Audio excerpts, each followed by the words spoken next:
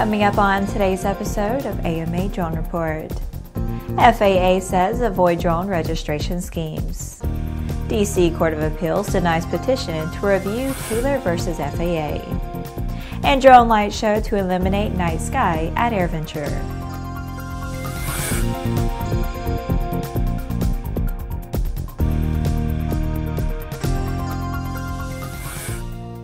Hello, I'm Laura Hutson. Welcome to Airborne's AMA Drone Report on Aero-TV, a weekly news program covering the recreational drone world in partnership with the Academy of Model Aeronautics, one of the oldest and most respected aviation organizations in the world, with more than 200,000 members and 2,400 clubs across the country. The FAA is warning drone owners, especially hobbyists, about people offering to help register their drones with the agency. The FAA Drone Zone is all you need, and it costs only $5. There are a number of entities that offer to help drone owners and operators file an application for a registration number. Some attempt to mimic the look of the FAA's website with similar graphic designs, and some even use the FAA logo to allegedly suggest they are somehow approved by the agency. They aren't, and you could be wasting your money. The FAA neither regulates these entities nor will speculate on their legitimacy. However, the agency has recently received reports of vendors charging exorbitant fees up to $150 for the service. The actual FAA registration fee is $5. For that charge, hobbyists receive one identification number for all the drones they own. All others pay the registration fee for each drone they intend to operate. The FAA strongly advises drone owners to avoid registering your unmanned aircraft anywhere but at the FAA Drone Zone. It's the only way to make sure your drone is legally registered and that you've gotten your money's worth. You're watching the AMA Drone Report on Aero-TV. We'll be back with more in a moment. Hello, fellow pilots. I'm John King. And I'm Martha King. Well, we're headed off to Oshkosh for AirVenture, and we're really looking forward to it. Martha and I are going to be making a bunch of talks there.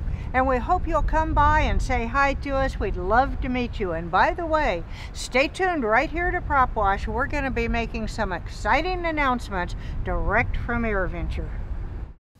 Welcome back. In the next Drone Minute, let's take a brief look at a few of the shorter stories that are making the rounds of the small UAS and hobby drone communities.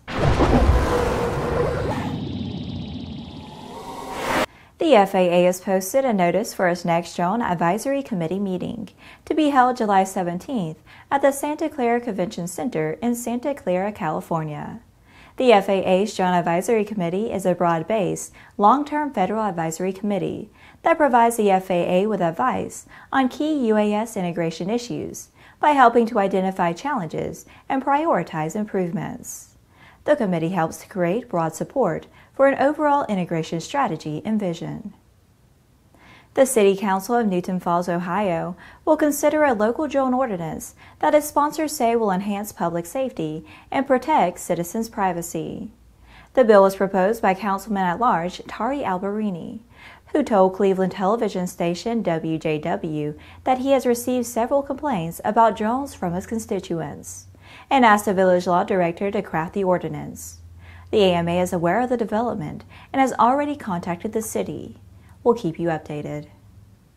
A Japanese company is developing an umbrella that would be supported by a drone rather than a traditional vertical shaft.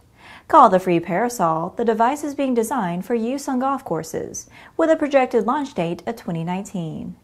The device weighs 11 pounds and can hover over its user for about 20 minutes on a full charge. The Free Parasol is designed to provide protection from the sun rather than the rain. The developer Asahi Power Service is reportedly working on a waterproof model. In a week and a half, aviation's greatest event begins. And aviation's most comprehensive news service, our parent company, the Aero-News network, will have dozens of people there reporting on every aspect of the aviation world, including drones, along with our partners at AMA. Our Airborne Unlimited programs will be expanded and presented every weekday from Oshkosh, starting Monday, July 23rd, and continuing to Friday, July 27th. Log in to airbornetv.net to see them all.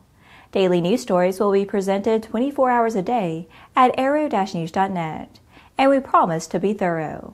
More info to follow. That was our Drone Minute. Now back to the rest of the news. The D.C. Court of Appeals has denied a petition for review of the FAA's rules concerning the registration of model aircraft under its drone registration rules. Attorney John Taylor had challenged the registration of model aircraft, citing FAA Section 336.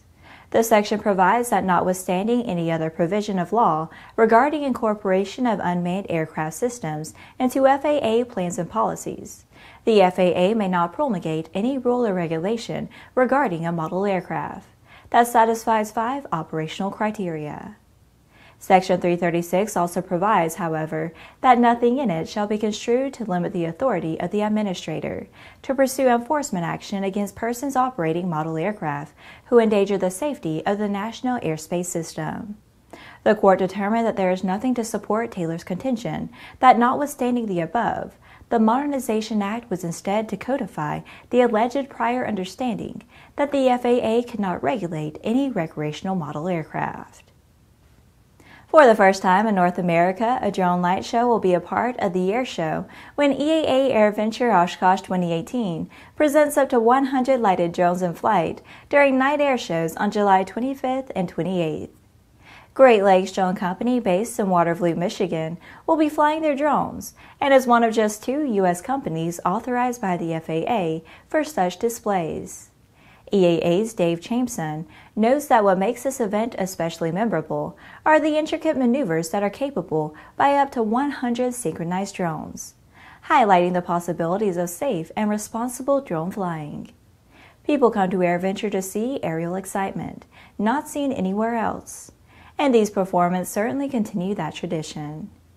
During AirVenture, the LED-equipped drones will perform a 10-minute The History of Flight show, complete with musical accompaniment. When one thinks of the place where flying innovation and excitement occur, Oshkosh instantly comes to mind, said Matt Quinn, president of Great Lakes Drone Company. The EAA AirVenture Oshkosh night air shows begin at 8 p.m. on July 25th and 28th.